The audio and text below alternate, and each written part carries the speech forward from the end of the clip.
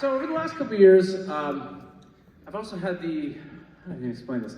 The unbelievable gift of a television show called Schmigadoom. Okay, so this is good you're familiar, because this will all make sense.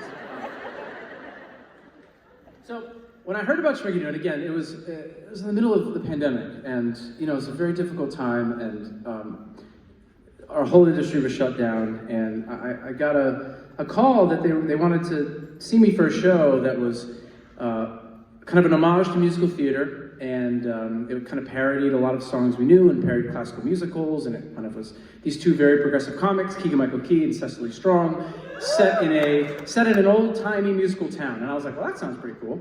And then I got sent the material, and I read the scene, and I said, okay. I said, that's Carousel. I said, this is Carousel. And I said, and I asked my agents and my manager if I should sing, if they needed me to sing, and they did the wonderful agent thing where they said, no, don't sing, they know you can sing, don't even do it, just read the scene. And I was like, okay, thank you, love you. But I looked at it and I said, no, this is Carousel. And so I did the first scene, and then I just ad-libbed into a song that went like this.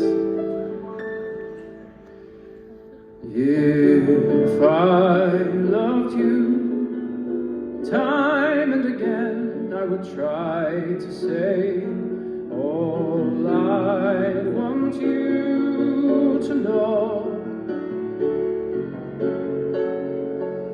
If I loved you, words wouldn't come in an easy way. Round in circles I'd go, longing to tell you, but afraid and shy. I'd let my golden chances pass me by. Soon you'd leave me, off you would go in the mist of day, never, never to know how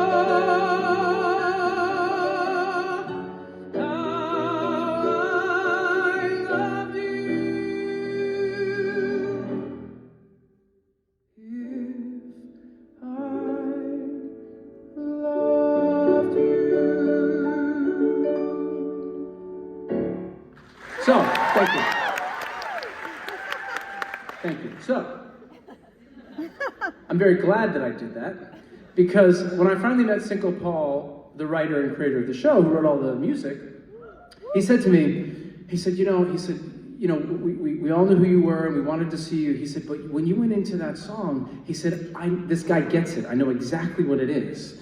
So I was really glad that I did that, because I took a big chance. And I like to generally go big or go home when I audition. Sometimes it doesn't work. There's 10 of them that didn't work, but this one worked. So that was really great, because then the show basically operates as, it takes those songs that we know and love from the golden age of musical theater and kind of turns them on their head a little bit to pay homage. And kind of that version, there's a little bit of that in this next song that you'll hear, but I basically got to live all of my Billy Bigelow dreams in season 1 of Schmigadoon, and this is how it went.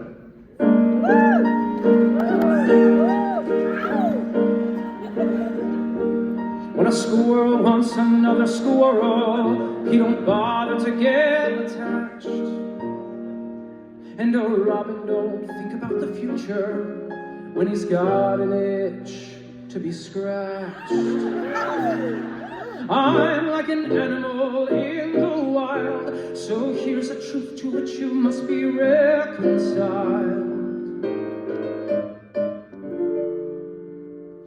You can't tame me, this buck was meant to be free. A cowgirl on the range in El Paso smiled at me and got out her lasso, and that's when I put on the gas. So you can't tame me.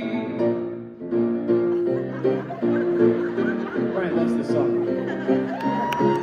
You can't tame me, I'm like the wind on the sea, a music teacher teacher named Annabella tried her best to make me her fella, but I choose to live a cappella. You can't take me, it's true.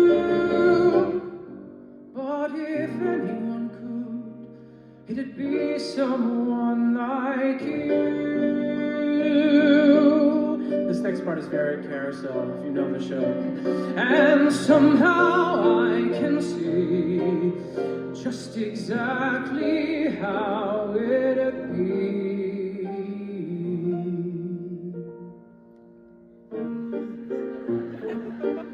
In a cozy little cottage with a white picket fence and a tractor that always needs fixing. And beaming with pride is the prettiest bride this side of the Mason-Dixon. We'd have a kid or two or three, 2 girls for you and 2 boys for me.